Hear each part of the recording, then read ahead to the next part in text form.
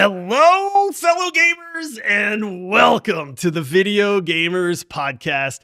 Ever played a game and then thought, man, this would make the best movie if it was just done right? Well, today we're doing just that. We're taking some truly epic games and then turning them into the most epic blockbuster movies you can imagine. The sky is the limit as we get any director and theme and style we want. If you don't leave this episode saying, heck yeah, then you might need to check your pulse. But first, some introductions are in order. I am your host, Josh, and joining me, he's the Gimli of our ragtag crew, but it's only because he's short and smelly. It's Ryan. I'm taller than you, by the way. You're not. Yes, I am. How tall are you? I am 5'10". I'm 5'10". Yeah, so you're but not taller you're than bald. me. You're bald, and I'm Oh, not. are you so using your hair? That's unfair. Come on, man. Okay. It is what it is, That's man. Fine. Focus on my disability, Ryan. That's fine. You know. Actually, you know why guys go bald later in life? Because they have more testosterone. So what's that say, Ryan? I'm happy with my low T, apparently. Because look at that big old head of hair. This is fair because I called you Gimli and short and smelly, so that's a fair turn. Which I did, by the way. Sorry, I'm hijacking already. I'm making my wife watch Lord of the Rings. She hasn't watched any of them, so we're on you. Yeah, we're watching Two Towers, and Gimli's sitting there in the hall, Rohan, and he's just. The mead's all dripping down his face, so I was just thinking last night. I'm like, dude, Gimli's so disgusting, and then you go ahead and come and call me Gimli. So dwarves are not known for their personal hygiene, but you should see the ladies. Looks. Yeah, well, you can't tell them apart because they have beards too. This is true. Yeah. So, anyways, joining us, he's got the body fat percentage of Gollum, and he calls Game Pass his precious. It's John. Ow. Oh, that's a good. That is so Gollum's spot on. lean Dude, as that anything, man. Yeah, but he's like gross lean. I didn't say he looked like Gollum. I said you had Gollum's body fat. I kind of heard you look like Gollum a little bit. I mean, by the way, I've stood next to both of you guys, and you guys are like Tinder 5'10s. Like, there's no way both of you guys are 5'10. That's fair. That's fair. That's fair. I might be 5'9.5" now. But I round up, so.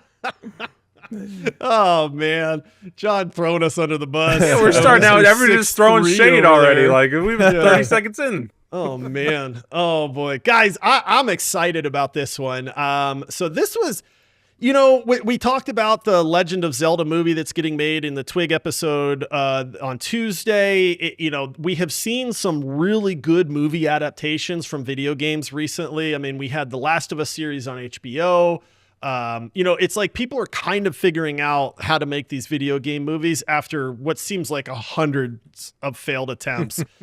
And it got us thinking like, dude, like, what's a game in your mind that would be like, bro, if they could just make this into a movie?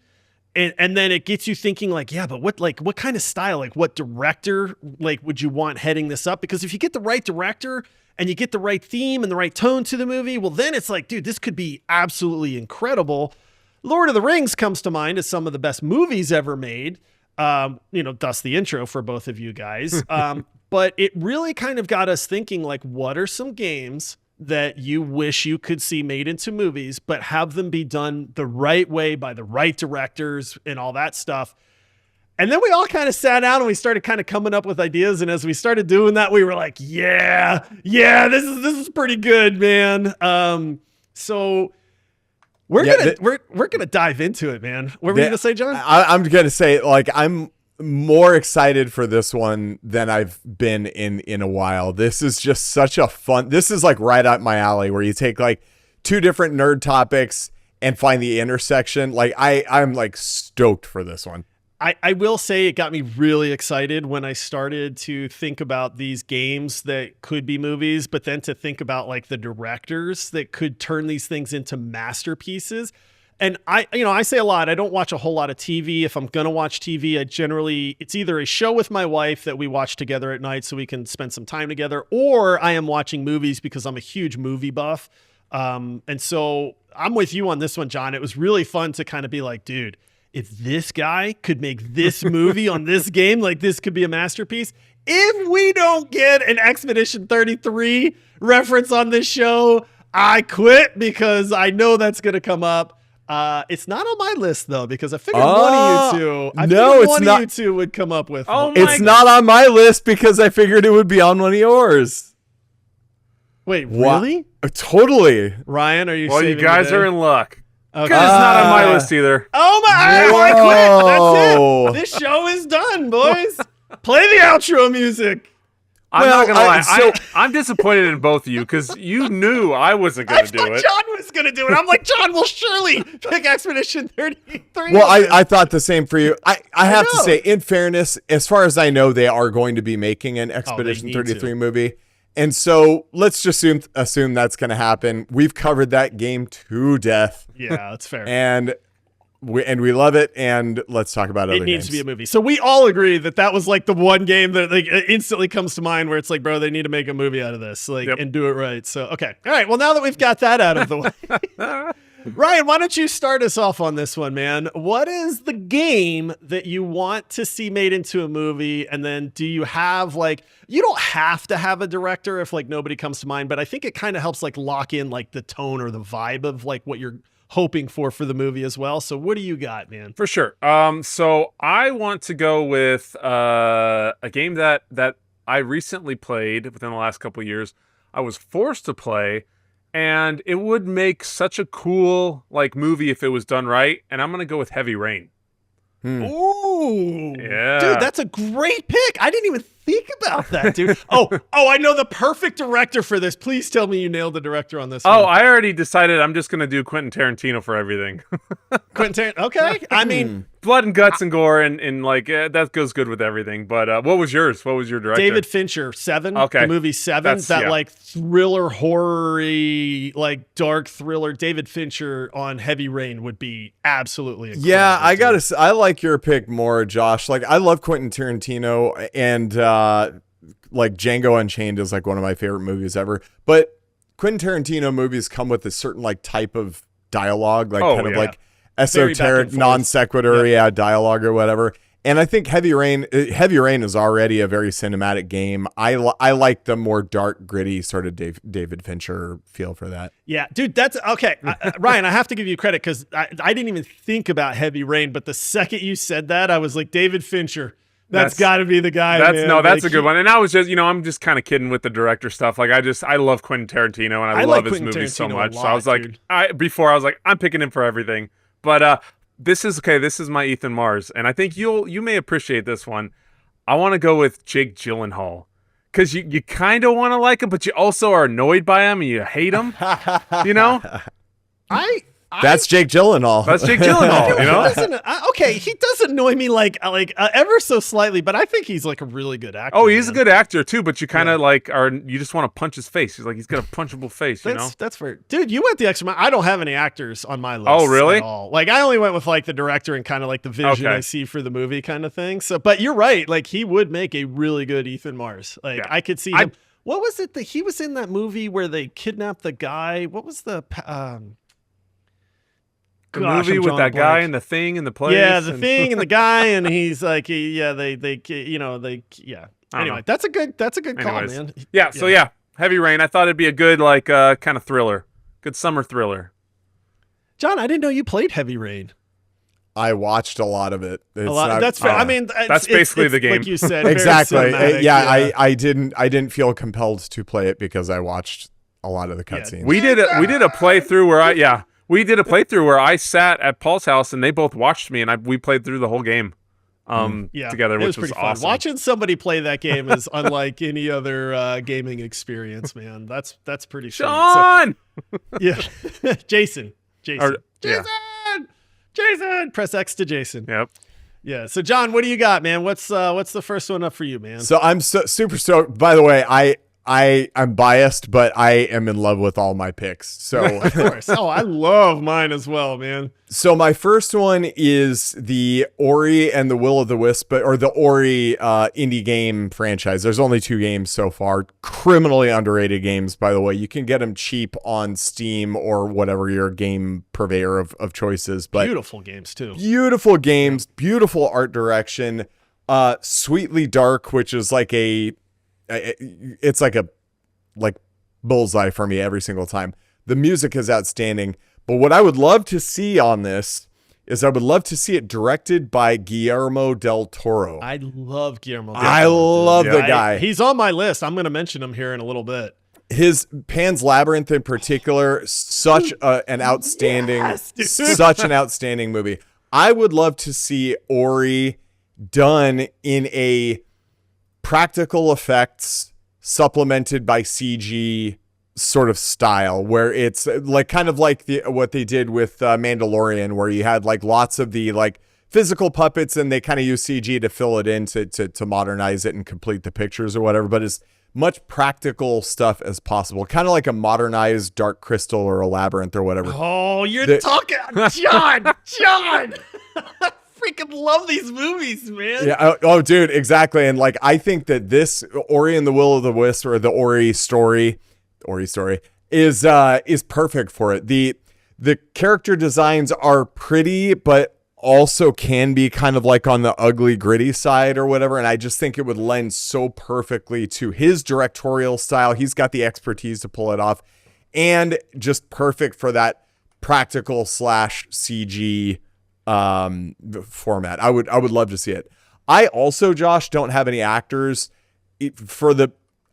I personally like movies with lesser known actors in them. When I see the same actor too many times, it kind of pulls me out of it. So I would like most of my stuff to be casted independently, but the directors I think are important, and I think Guillermo del Toro would nail this.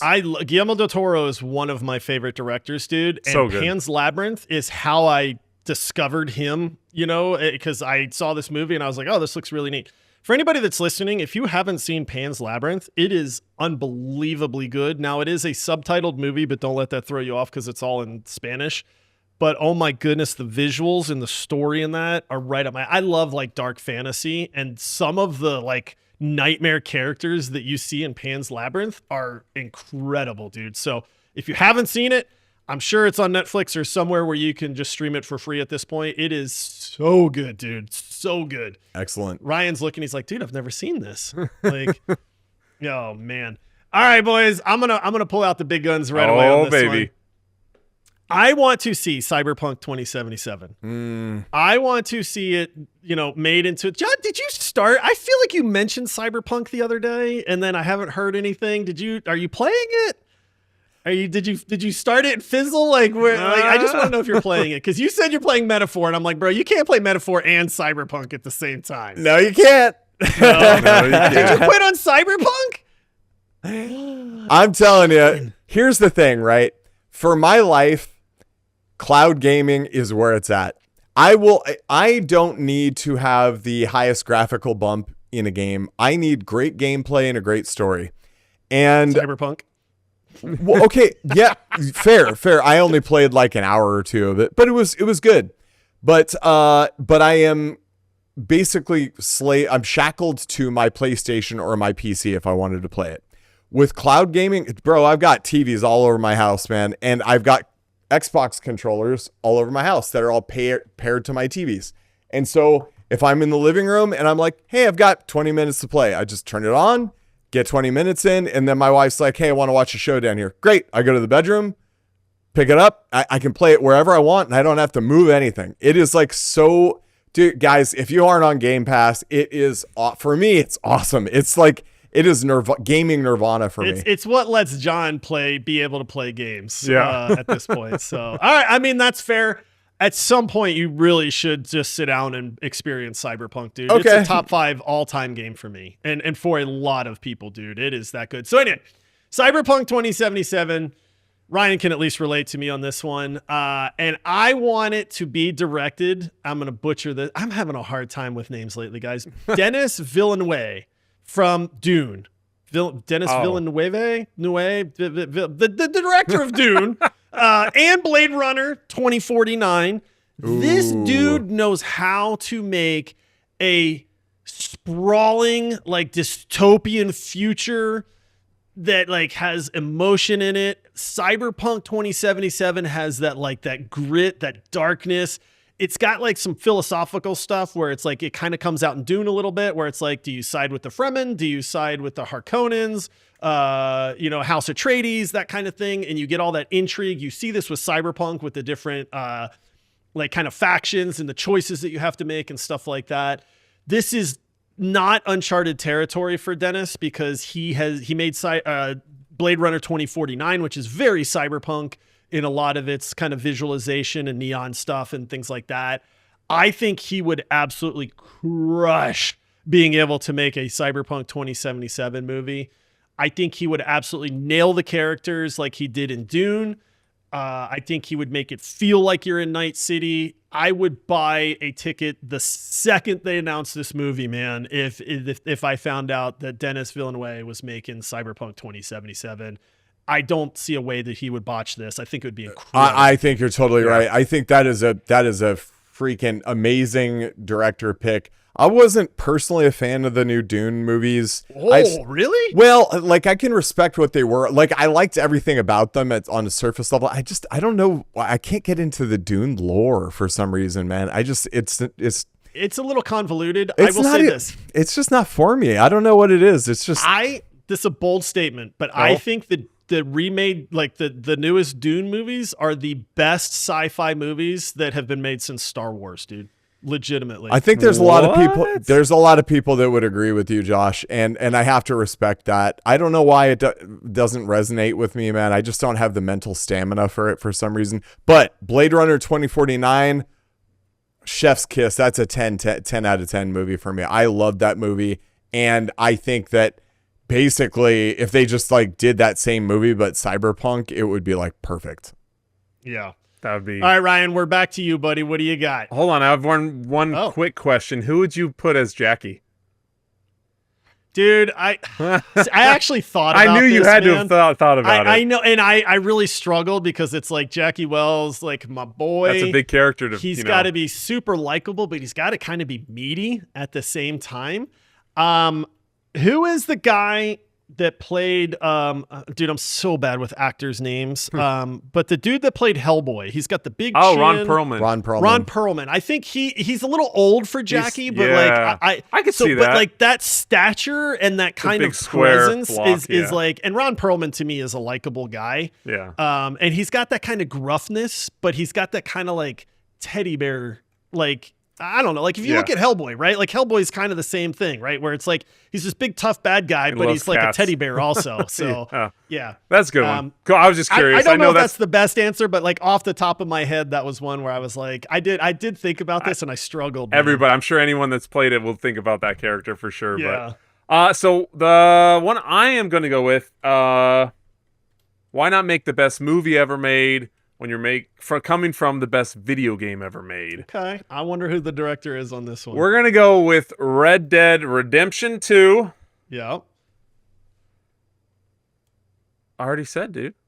You got to go with them. Quentin Tarantino, man. Okay. That actually fits. I know. That's what I meant. That's originally what I decided. And I'm like, you know what? I'm just going Tarantino across the board after that one. But this one is, like we talked about, the movies he's created, like it's just that style. Oh man. Is it the Hateful Eight that he did where it was kind of like the group of cowboys? Is that the one? Yes. Am I thinking the right which one? is a great movie. And also Django Unchained, great movie. But Ryan, I don't know, man. I haven't see it.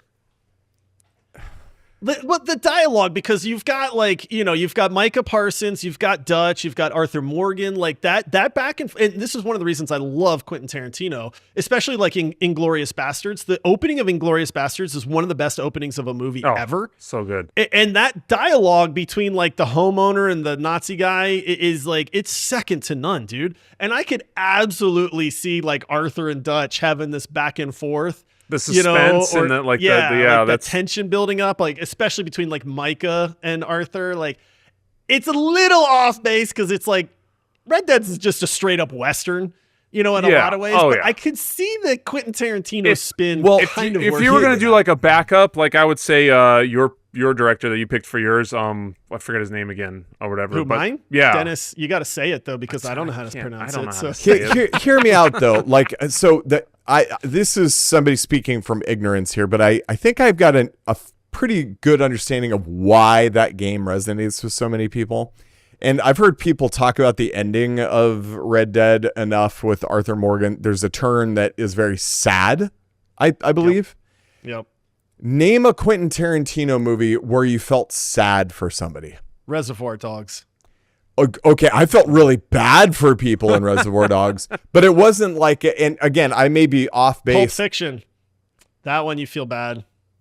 I'm trying to like, preserve people's innocence with the ending of Red Dead here, because like from my understanding, it's been out long enough that you can spoil Red Dead, and Ace is past that point now too, so we don't have to worry about Ace. My understanding is that the reason it resonates with people so much is because it is like an emotionally weighted sort of experience, not unlike the ending to The Last of Us, where you go like, oh gosh, I'm so like I feel my heart is going out for this person. I can't think of and I love Quentin Tarantino. Like Django Unchained is like a top 5 movie for me.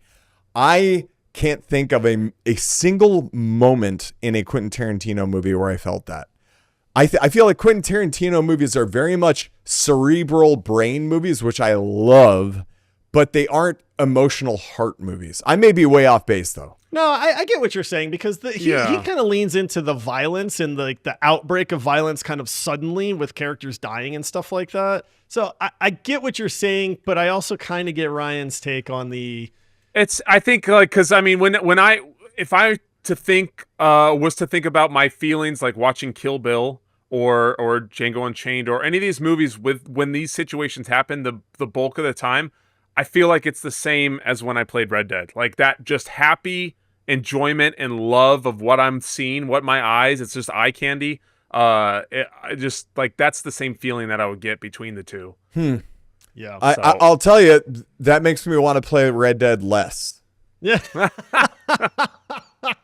My impression of this was like if I were to pick a director for this, I would pick like, for my impression of what Red Dead 2 is, like Danny Boyle from like 28 Days Later. He did 28, like where it's like gritty, visceral action, but like lots of great dialogue, lots of character development that has a humorous tone to it, but it's not like schlacky or whatever, like that. And really emotionally heartstringing. But if what you're saying is that Red Dead is really more of kind of like a like for funsies type game, like that, I don't know. Like I wouldn't because now I'm hearing it's like GTA with a like Western cosplay. Like I don't like that, doesn't drive me. No, I mean the story and the depth is still there, and then with the character development and how you see the struggle with the gang and everything, so that's all there. But at the end of the day, it is an open world game. You go and you just blow up a town, or you do crazy things, and weird stuff happens. So like, there's different ways you can take it, just like whatever direction they would want to take that film. Fair enough.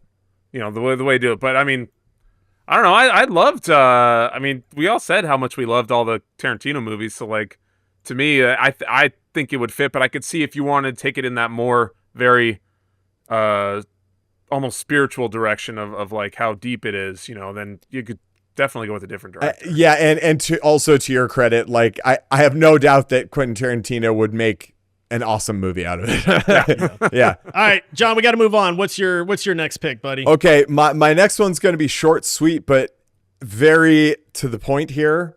After having just finished Indiana Jones and the Great Circle, they should just make that game into the next Indiana Jones movie.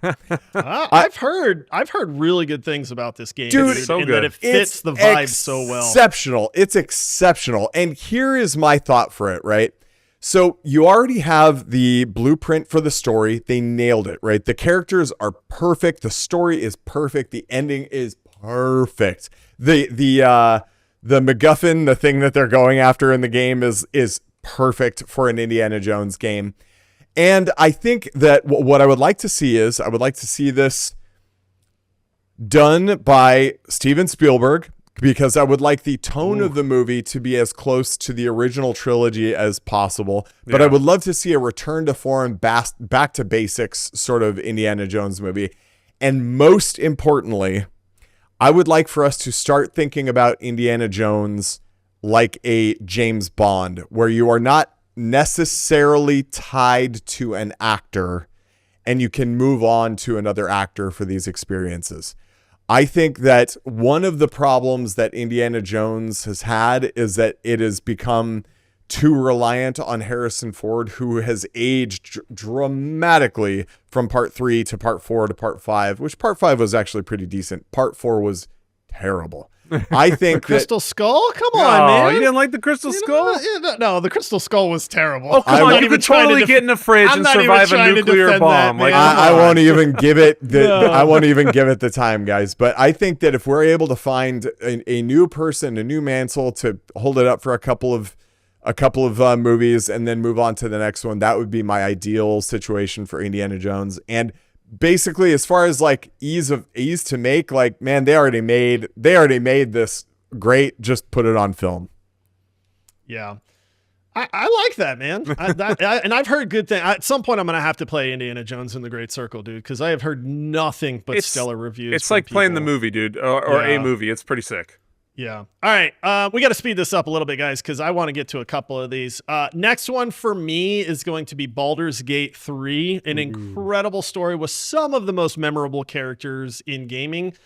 And when you have characters like Karlach and Lae'zel and Gale and Astarion, you need a director that knows how to have them interact with each other. But let's be honest, this is an epic, epic story too. So I want Peter Jackson, the Lord of the Rings director, to turn Baldur's Gate 3 into one of the most epic fantasy movies that people have ever seen. I want the scale that Peter Jackson brings because this story has incredible depth to it. It's a party-based game, and let's be honest, Lord of the Rings was a party-based adventure. You had the Fellowship of the Ring, so it's right on point for that as well. I love the fact that he uses practical effects. So, these monsters and these D&D creatures in the world of Baldur's Gate and all that, I think he would absolutely represent in a way like few other people could. I cannot think of a better fit if somebody was going to make Baldur's Gate 3 into an actually truly epic fantasy movie. I know that some people would say, well, you could go like the more recent like Dungeons and Dragons movie route, which I thought was great. It was very campy. Fun. It had humor. Yeah. Like, it was fun, but that's not what I'm looking for Baldur's Gate 3. I want that epic fantasy party-based, interactions and stuff like that out of this. Peter Jackson would hit it out of the park, in my opinion, if we can just get him to come out of retirement. Yeah, and if you could, Peter Jackson's a hard one for me. The Lord of the Rings trilogy, I'll get flack for this, but it's, in my opinion, it's the best trilogy of all time. But the Hobbit trilogy was quite bad. The King Kong movie, I didn't care for. He also did this other movie called the Lovely Bones or The Lonely Bones or something like that. Hobbit gets too much hate. Y'all haters. Didn't he do Mortal Engines too, where the big cities drive around the desert? He produced it. Yeah. Okay, but that movie flopped. He did some fun movies before Lord of the Rings. Like, he did this great little campy horror movie called The Frighteners with Michael J. Fox, which was great. And then he did Dead Alive, which was just like a schlocky Evil Dead kind of movie. But the Lord of the Rings, masterpieces. But I haven't really seen anything from him. I agree with you. If he can get back to true to form Lord of the Rings, I would love to see Baldur's Gate in that format. When you made the greatest movies ever made, that's all you need on your resume. Yeah, that's fair. Honestly, that's at that fair. point. All right, Ryan, one more from each of us. Let's go quick here because we're running out of time. But what do you got, buddy? I'm going to go with another one of my favorite games of all time, but again, with that kind of dark, gritty, if they could recreate this world true to form, true to like the game, I would be a very, very happy man. And I'm going to go with Bioshock. Ooh. Now, Bioshock was absolutely in contention for me. Now, what kind of vibe or director would you this is one. Don't say Quentin Tarantino. No, I'm again. not saying Quentin Tarantino on this one. This one, again, popular director, so he's already been mentioned, but Guillermo del Toro was what I was thinking. Yeah, perfect. That's perfect. I would think that would create honestly. Just that oh man, there's just dystopian nature of this underground world with the big daddies and the little sisters, and oh man, just thinking about it gave me goosebumps, and I got so excited. And then I realized, oh yeah, it's not happening. Dude, I love the fact that all three of us have mentioned Guillermo del Toro on this too, because he brings something to a movie that few people can, and he brings that kind of dark, like, mindset. Like, you know, when you're thinking of Rapture and what happened there, those crazy people and what happened, and they kind of like, I mean, I feel like he could nail that vibe. And again, all practical effects. I love that he goes that route, and seeing like an actual like Big Daddy that isn't CGI and stuff would be super cool, dude. Like the little sisters, like if he actually got kids to like play them, and like that would that's it. It's a vibe. That game is a vibe, and the movie would have to be a vibe, and he could do it. A vibe. That's perfect for me, I think. Yeah, that's perfect. I agree. Yes. Yeah. All right, John, what's up next for you, buddy? Are we gonna have time for a couple of quick hits? We'll do a couple of quick hits because I got a couple I need to mention. We just maybe we don't need to go too deep into, but I'm really struggling on what my next one is, so I'll decide while you're talking. Yeah, so if this is my last one, I'm gonna have to go with my favorite franchise of all time, which is Final Fantasy. There was a Final Fantasy movie. I don't know if you guys saw it, but it was like made in the early 2000s, and beautiful art, but a really circuitous, nonsensical story.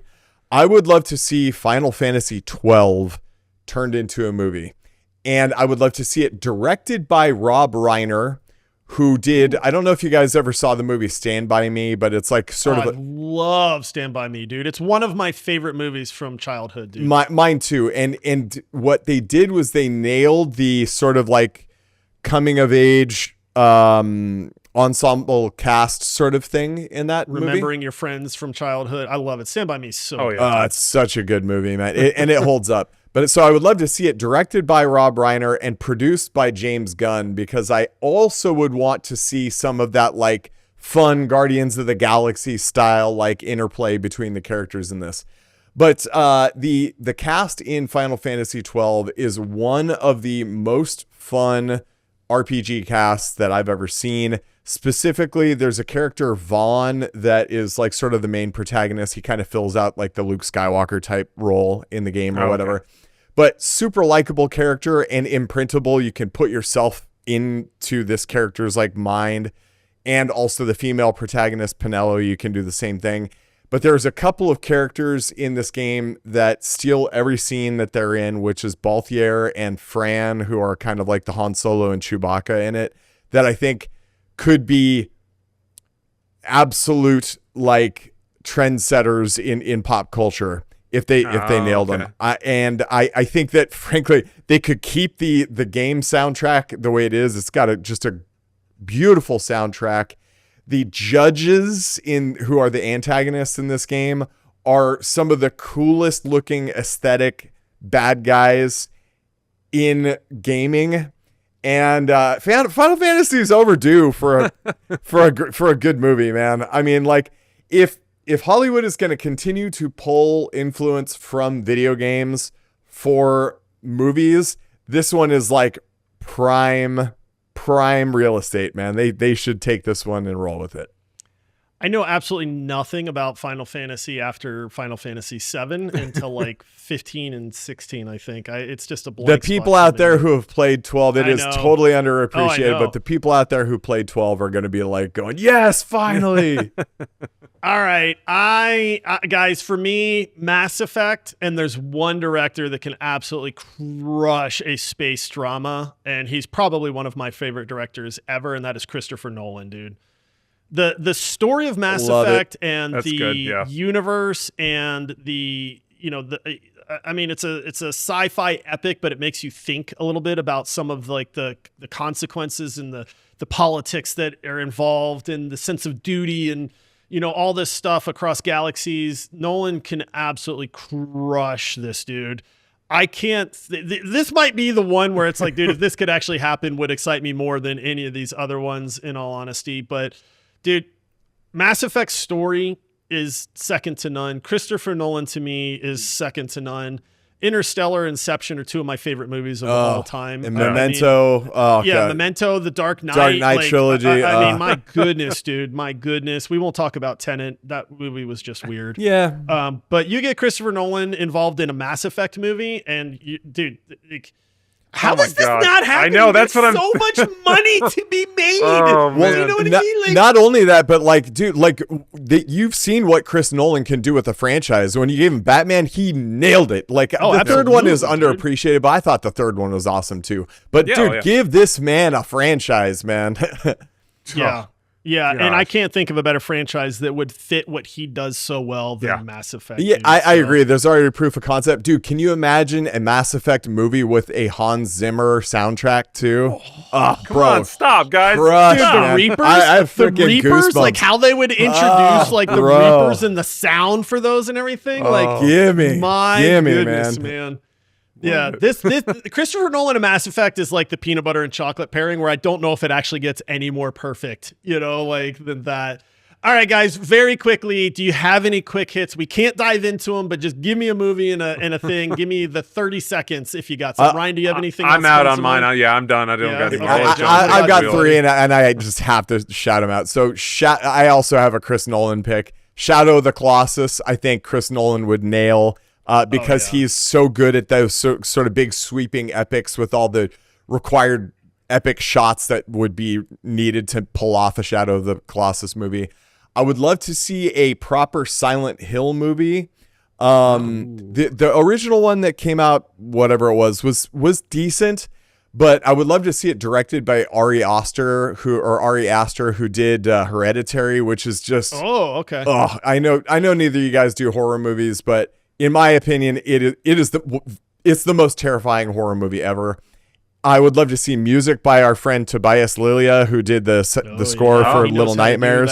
Yep. And Pyramid Head, did either of you guys play any of the Silent Hills? Oh yeah. Pyramid Head, in my opinion, has the potential to be like one of the most like iconic villains in cinematic history. I think that they could pull that off.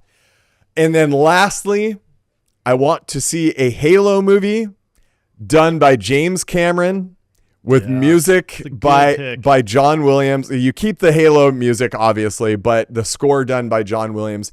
And I would want it to be the most over-the-top, high-budget movie ever. Like, double the budget for Avatar and just blow this thing out of the wall. Just super, super special effects coming at the yin-yang, man. I would love to see that movie. Build the ring for real. Exactly. There you go. So I actually just thought of one too that I do want to throw in real quick because I thought about it just before yours, and I thought you were going to take my director on it too. I want a Helldivers 2 movie with Michael Bay. Oh, that would actually be really good, dude. Yes. I'm down for that one. Talk about a popcorn movie. I know, right? God, perfect, man. Yeah, perfect. Oh, man. All right, well, real quick for me, I did have Hades, the game Hades, and Guillermo del Toro was my guy for that one because I think he could do the characters.